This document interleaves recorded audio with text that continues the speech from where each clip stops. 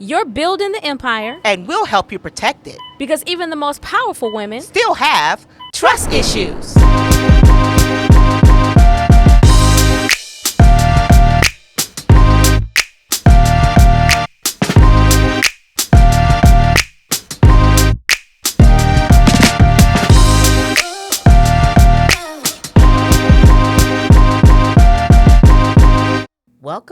Welcome back to another episode of Trust Issues. Yes.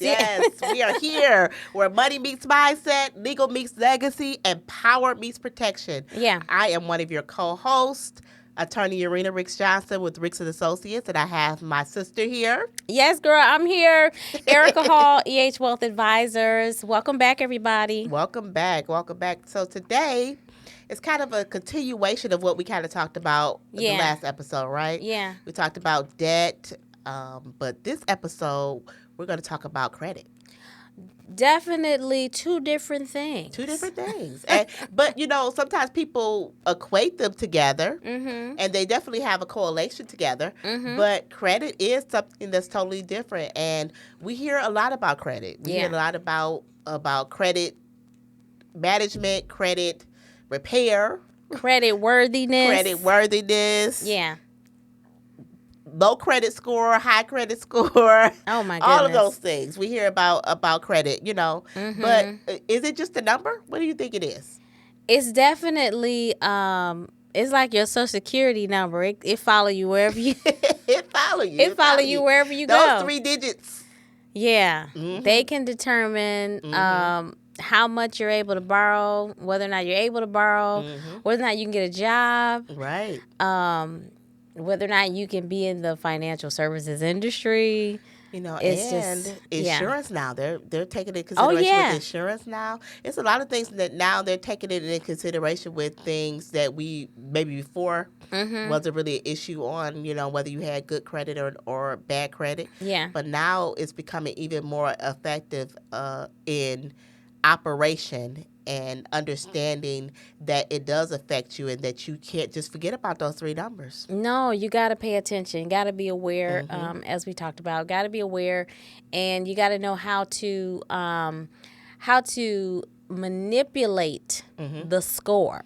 I'm going to use that word. Manipulate. Yeah, manipulate. Okay. Now, because sometimes manipulate can have a negative connotation, but in this case, it's important that you know how to manipulate the number because doing certain things can determine whether or not the score goes up or down. Yeah. And like you said, it's based on your action or inaction based on how the score may go up or may go down. But there's components of your actual credit score. There's components of it that comes into that score. Yeah.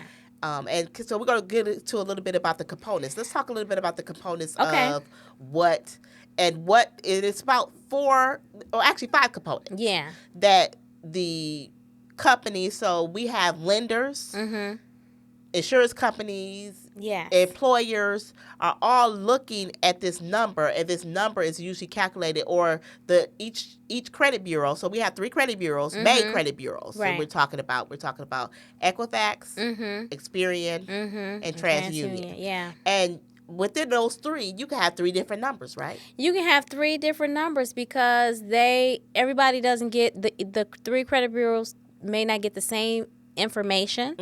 It may not be accurate, and how they're calculating the history that they have may be different. So, but the components, the 5 components that we're getting ready to go through are the same. Yes. And that's it. And that's important. So that way you can understand how, like you talked about, being able to understand how to manipulate or change the score. Yes. You can do that by paying attention to these 5 components. So we're going to go into a little bit of it. So the first component that has the largest percentage. Yes. And I don't think a lot of people understand it. Give it to me now. Is payment history. Oh, my goodness. How often do you pay? Paying on time equals instant credibility. Yeah. So manipulating this score, unfortunately, you can't go back. You can't go back in time, but you can affect it today. Yes, you can. You affect it. But then you also, the good thing about it is that if there are discrepancies, let's say that you know that you paid it on time, but maybe it was reported incorrectly and things like that, you have a dispute process with that, because we understand that credit history is very important. So it's very important if there are some things on there that's inaccurate regarding the history. Let's say that it's reported 30 days later, you pay now. Even from the standpoint, if it's saying 30 days late and you actually paid on the 25th day, that's a reason to dispute it. Yeah, definitely. Your payment history is 35%. So that's a huge impact on your score. Yeah. So that's why it's important to, when we take on, like we talked about in the last segment of being a good steward, when we take on that stewardship or that servanthood, because we become a servant to these creditors, that we understand that we are bound by it, because they're really going to look at future creditors, or future lenders are going to look at, well, did you take that stewardship on, and were you a good steward in paying it consistently on time? And so what I say is, what I tell my folks is, for your credit cards, no matter what your strategy is, if you're doing a snowball or you're just paying on time or whatever, put your minimum payment on auto pay. At least. Good strategy. Minimum payment on auto pay for all your cards. For all of them. Don't. So that way you don't even have. You never have to worry about this payment history. So that means 35% of your credit score is gonna be on time. It's going to be on time. It's going to show on time consistently. As soon as you do that, you're going to impact 35% positively, 35% of your credit score. See, and that's credit repair right there. That's credit repair. Put you it on just gave auto-pay. Somebody a credit repair tip. Put it on auto pay. That's another way. And then anything you do to pay down the credit, to focus on paying down, if you're doing a snowball or avalanche that we talked about, anything you do extra, it's extra. It's extra. Yeah. But you know that a minimum is paid, so that way you never have to worry about paying on time, because that minimum amount is always still taken out. Yeah, and credit card companies, they encourage you. They want you to do it. They want to come. They want to come in and draft your payment. And so most of them, you can select minimum payment. Select the minimum payment. Yeah, and that's important, and that's an effective, safe way to make sure that you consistently are keeping that 35% at a good level, and that at least that part of your credit score is good. Right. Okay. The next segment is credit utilization. Yeah. So what does that entail? How much you use. So, rule of thumb has been like 30%.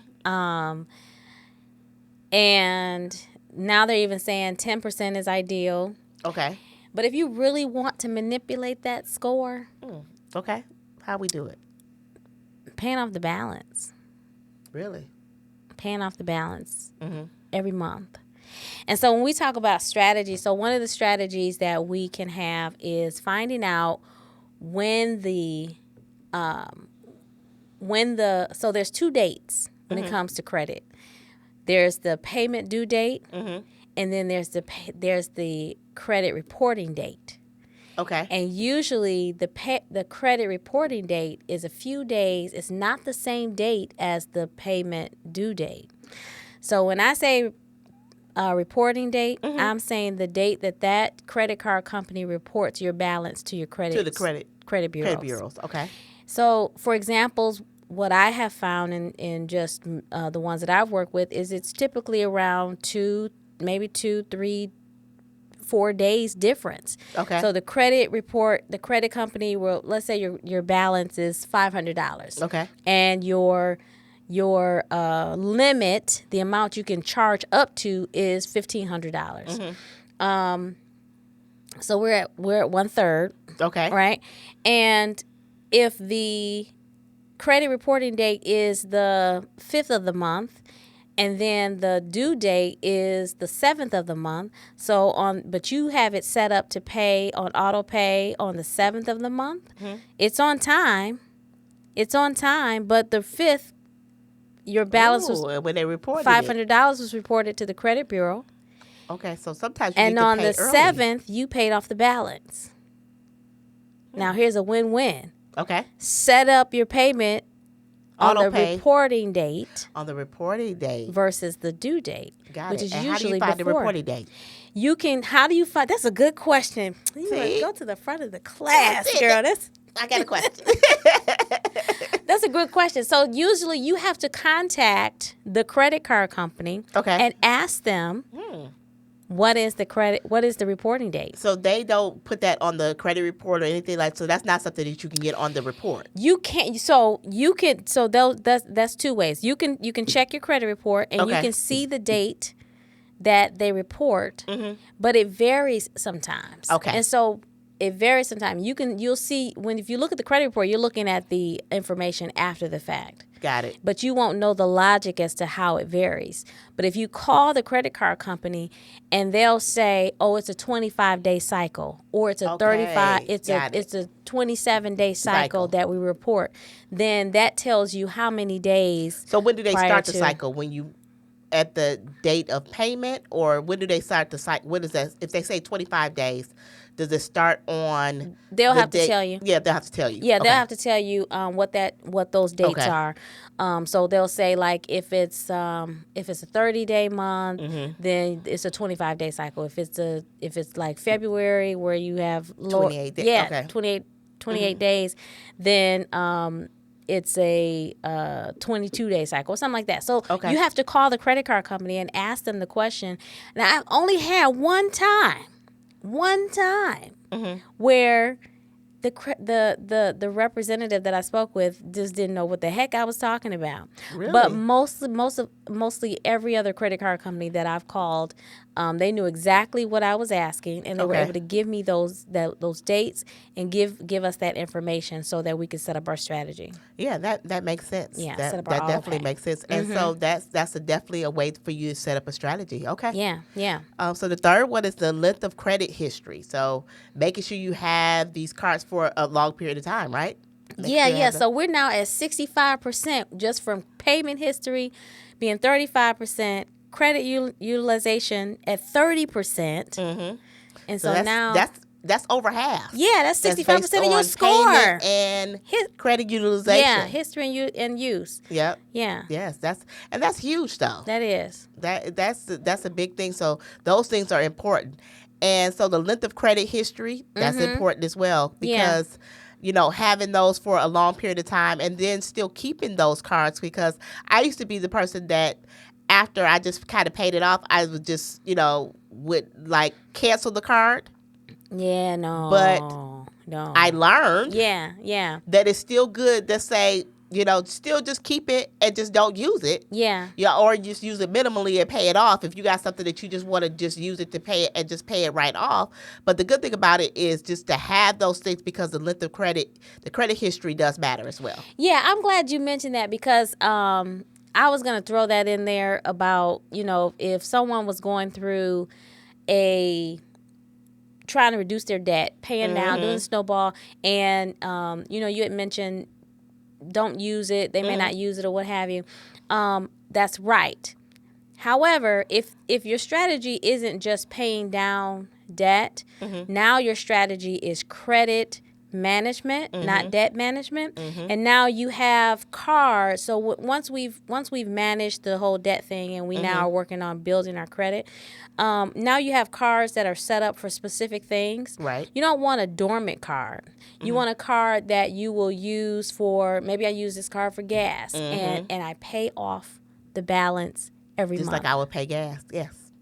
And the whole purpose of why I'm doing that is because I'm building credit. The typical response, if I'm paying off the balance, is they're going to raise my credit limits because I'm keeping the balances low or keeping them so low that but I'm using the card. Yes. I'm using the card. And credit card companies have, they have a goal, of course, to charge interest.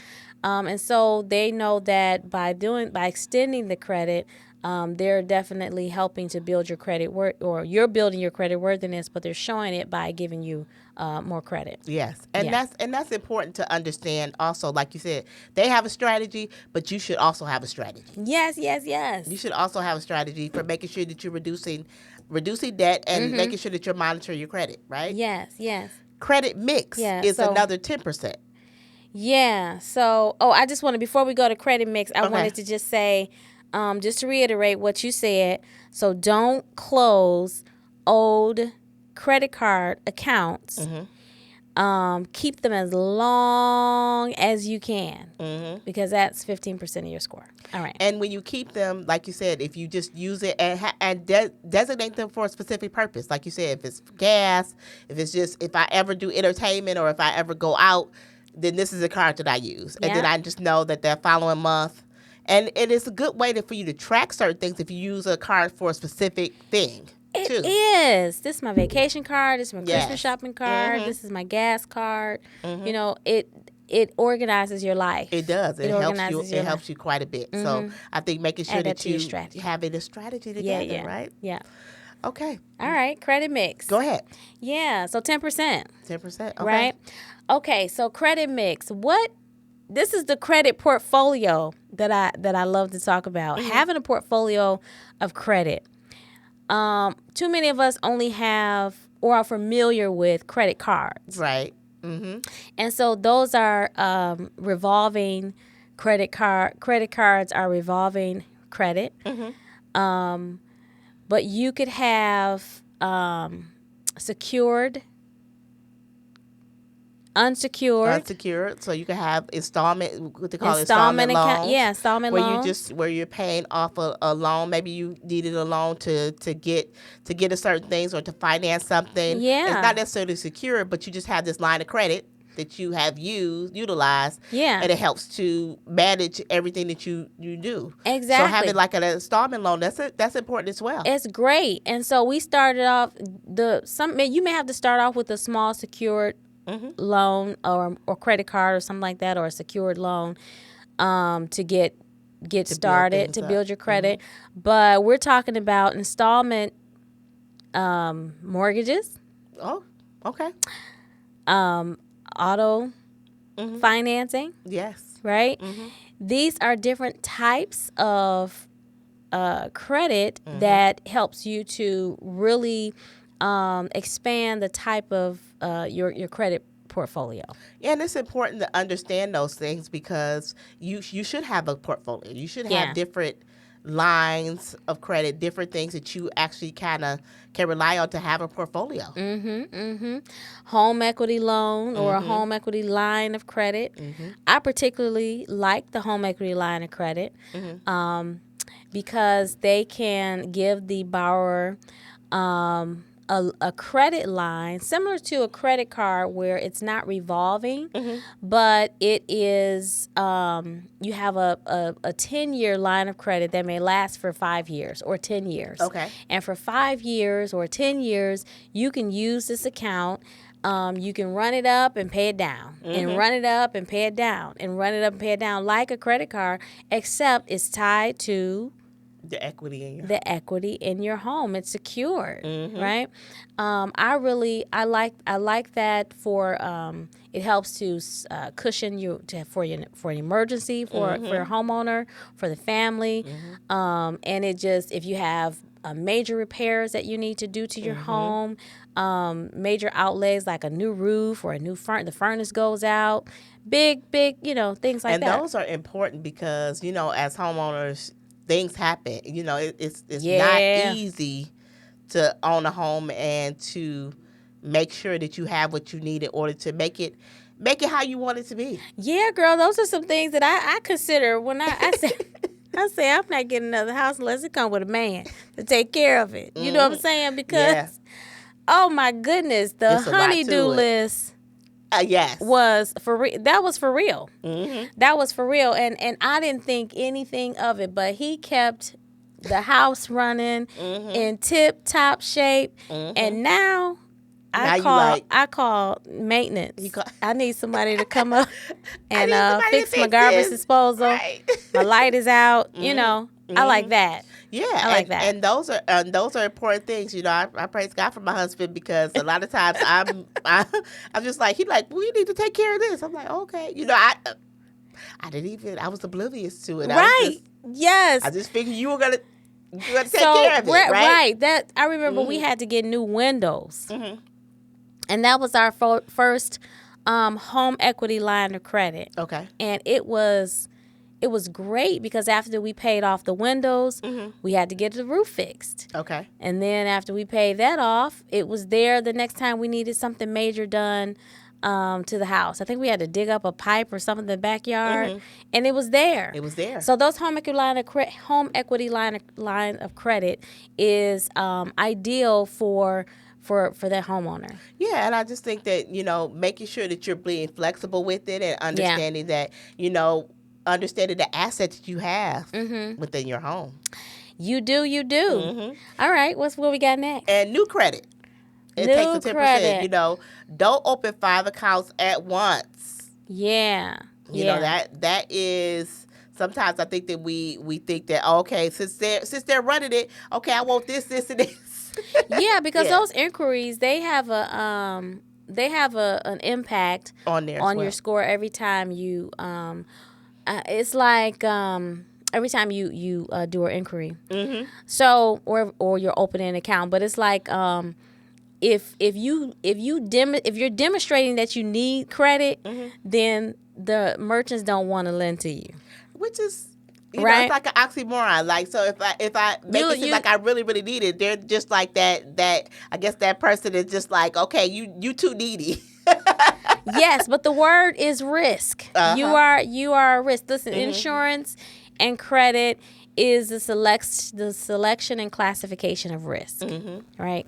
So you're demonstrating that you're a higher risk by by inquiring with all these different companies as to whether or not you're gonna give me some credit. Right. Who gonna give me a loan? Work with me? Who gonna do it? Yes. Yeah. So definitely that is so true. Okay, so we're gonna talk about how to help build it. Yeah. What are some tools that you kind of advise to people? Let's say, you know, I want to start building up my credit. You know, I have a couple dollars in the bank, but I just don't have enough in order to pay everything. But I want to build my credit so that way I can start at this point with a fresh start. Yeah. What would you recommend for them to do first? Just getting started for my young folks. Man, I wish I knew this at 17. And they should make it a class. It should be mandatory. We may have to do it, implement it, right? Oh, my goodness. But, yes, you talked about it before, the secure credit card. Yep. And so I remember, and if you're starting over, fresh start, because that's when we talked about it. If you file bankruptcy and you need to start over, a secure credit card or a credit builder loan where you may put some money down. That's the security. And then you're slowly using that money and paying it back. And you do that for 6 months to 12 months. And that institution is giving you positive credit. You're building positive credit history, demonstrating credit worthiness, and it helps to boost your score. And you're not getting into debt, though. You're doing it, you're skewing it in a way, but you're not getting into debt. So it's kind of a win-win. So then that way you can, once you actually are getting into debt, at this point you are hopefully building up those principles. Yeah. This is their way of helping you learn how they're also showing you how it works. They're showing you how it works. That's true. Yeah. So making sure you control those balances. Yep, that's important. And like we talked about, the 30% usage. Yeah. And 10% if you want to lift your score. Yeah. So if you only utilize 10%, that's an effective way. If you want to talk about repairing your credit or doing those things to kind of manipulate things, if you pay stuff down and now you're only using 10% utilization, that is a way to boost your credit pretty good. Yeah, and then you're ready to move on to the next step, and that's with those forever cards. Okay. The keeper Amex. cards. Yes. Forever. Yes. Long term. That you ride it out. Yeah, American Express. I love the Capital One. The perks. Yeah, with the perks, the frequent flyer miles you get to get or cash back and all those kinds of things. And then you just want to, then you start mixing it up. Have a good mix and have a good portfolio. Like we said, you should have a good spread. You should have a good spread of credit, and that will help you to just kind of get an idea of what you have, what you don't have, what you can do. So that way, when you're looking at a big purchase, you're looking at going on vacation, you're looking at whether it's time to purchase something else or things like that. You have a good portfolio mix and say, okay, I am in a good place where I can take on something else. Yeah. And you know what I really want to drive home is when we are looking at credit, we're looking at it based on what we want to buy. But what I want to submit to you today is that you get credit just for the purpose of getting credit, different types of credit, so that you can have a diversified credit portfolio. So even though you don't need this $1,500 today, get a low limit installment loan or something like that, so that you can add that to your credit portfolio. That's how you're changing your approach. You're changing your mindset when it comes to credit. It's not, I'm only getting credit when I need to purchase something, but I'm diversifying my credit portfolio so that now you have it if you needed it, and you now have that option when it's time for you to do some strategic things. And what's my motto? It's better to have it and not need it, and need it and not have it. And you don't have it. That's it. And that's what we're trying to get individuals to understand, that it's about having the portfolio. It's about having those things in place. And so a lot of times we are so reactional when it comes to, especially when it comes to credit. We are reactional, like, oh, I got to get my credit because I want to do this, this, and this. Yeah. Whereas opposed to, what's the old adage? You'll have to get ready if you stay ready. Stay ready. Yeah. So whatever comes, if you stay ready, it's not like, oh, I got to go ahead and do this first so I can get this. As opposed to, and that's a lot of times how we operate. We operate in the fact of, okay, I want these, I got to set these goals, and there's nothing wrong with setting those goals to do that. But if your goal is just to overall be credit healthy, have a good then that should be that goal, as opposed to, I want to get this together so I can do this. Yeah. Yeah. And you're getting ready to, you're going to buy a home. So let's talk about some credit scores, some ranges for your first time buying your house. And for FHA loan or affordable lending programs, and you're just starting to pay attention to your credit, and now maybe you're in the low 600 range, and now where do you need to go? I'd say the sweet spot is going to be around 680. Yep, 680 is usually that sweet spot. Yeah. And then, like we talked about, and one way of getting to that point is doing those secured cards. Yeah. To get you to that point. And then I also know that they also look at the fact that you have a diversified portfolio before you apply. Is that 680 providing you with diversified portfolio of, you've paid off installment loans, you've been paying on installments, you've been paying on credit cards, you've been paying on different types of credit cards. Like you have like the student loans, you have the different types. So those are important as well. And then just understanding that most of the time you're going to have a down payment too. Yeah. Nice down payment. And also looking for those affordable lending programs, they'll supplement your down payment or help you with your down payment, but you got to do all the work on that credit score. You do. You do. And then we've talked about some of these tools that we have that we recommend that you keep to help you. Yeah, you got to monitor. You got to keep monitoring it, so that way, like we talked about, so you don't have to get ready, you can stay ready. And there are some tools you can pick up your phone. We have went through that we can recommend. Pick up your phone and go to your app so that you can see where you are. My Score IQ. Yes, that's good. And Credit Builder IQ. Yeah. And so I love these tools because I can go here and I can see what my score is.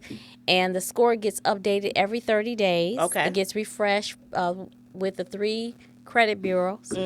And it's just all about staying aware, staying on top of your information, because they're looking at it. Mm-hmm. You should be looking at it. You should be looking at it too. This is exactly what lenders see yes. when they're making their decision on as to whether or not. And then you'll become aware that there are so many different credit scores.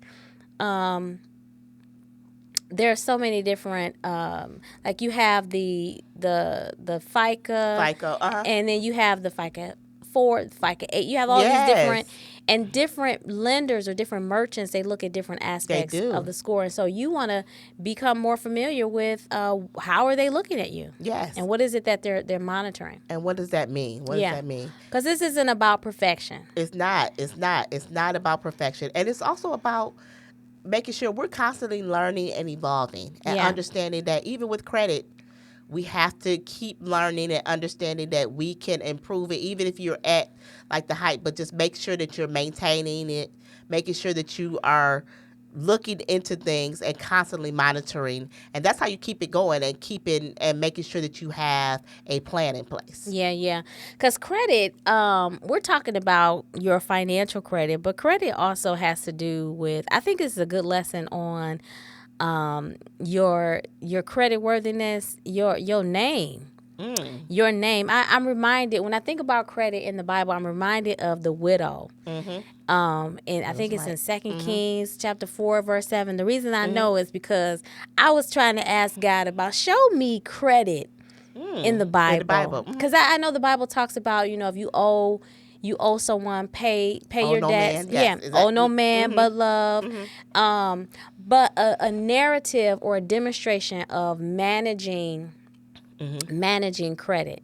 And so I reminded, so in this story, the widow, her husband dies, and her husband was a prophet. Yes. He was a prophet. And so she goes to the prophet Elijah, and she says to the prophet, my husband has died, and these creditors are coming to collect. They're at my door. Yeah, they're coming to collect and they're gonna take my sons in the form of payment for my husband's debt. And Elijah was like, the prophet's like, well, what do you have? What can you do? She was like, I don't got nothing but some pots. Yes. I got a pot. He said, okay, well, you're gonna need some more pots. And what I really paid attention to is he tells her to go borrow pots from her neighbors. Mm-hmm. And so she had to have credit worthiness with her neighbors to give her their pots. Believe she was gonna give something in return, right? Yes. So the story goes on to say that she gathers all these pots from her neighbors, and then she go back to the prophet, and he says, okay, now go inside your house, you and your sons, shut the door, and pour the oil. Now, I'm not going to get too deep, but we know oil represents an anointing. Mm-hmm. But, of course, this, in practical sense, this represents the agricultural references in the Old Testament Bible, right? Mm-hmm. Of how they do finances and things like that. So she's pouring the oil until she runs out of pots. Because it was so much oil. It was so much oil. So the oil stopped because the pots ran out of pots. Mm-hmm. So she goes back to the prophet and says, okay, so what do I do with all this oil? And he says, you know what he said? I know what he said. He said, first, pay your lenders. Pay your lenders. Mm-hmm. People that lent to you. And then go sell the oil. And you and your sons will live off this interest for the rest of your lives. Mm-hmm. And so the lesson I got from that, and why I believe Holy Spirit showed me that when I wanted to talk about credit, is something that when you are responsible and you have a strategy, the strategy may have to come from God Himself, right? But when you have a strategy, strategy, credit can be leveraged responsibly to improve for your life. It can be generation. It's to her sons. I love how, I mean, there's so many things, right? There's so many lessons in there. But for my close, as we close out, so many lessons in there. I think the greatest one that is our takeaway is about managing, understanding that God wants us to participate. He wants us to participate in this economy and wants us to prosper. But we can't just do it haphazardly or afraid. We have to educate ourselves. We have to be aware. Yes, and we do. And we have to manage credit. And we have to have a plan. Yeah. And I always think about it, even from the spiritual perspective, is that we always still have to ask God for wisdom. Yes. And that's what she did. She kept going back. She knew she did, and she kept going back for the word from the prophet. Like, I don't know what to do. And those are the things that we have to understand, that God has provided us with people in our lives to help us. Yes. And to give us good strategies in order to do what he's called us to do. Amen. And we have to understand that we have to be obedient and listen and understand that, that there are solutions. Like we were talking about before, there are solutions to these problems that we have, but we have to understand that we have to utilize the tools that we've been given. Yeah. Well, on that note, we're going to wrap it up. This has been great. I love talking with you. And if you want to talk with us, or if you want to be a guest on the show, make sure you come by our website at trustissues.live and be a guest on the show. And we can talk about other issues or other topics that you would think that will be important. We can talk about those things as well. Yeah. We love subscribe to our channel. Subscribe. Until next like time. Share. Yep. Until next time, this has been another episode of Trust Issues, and I am one of your hosts, Erica Hall. And Urenia Ricks Johnson. All right. See you later. See ya.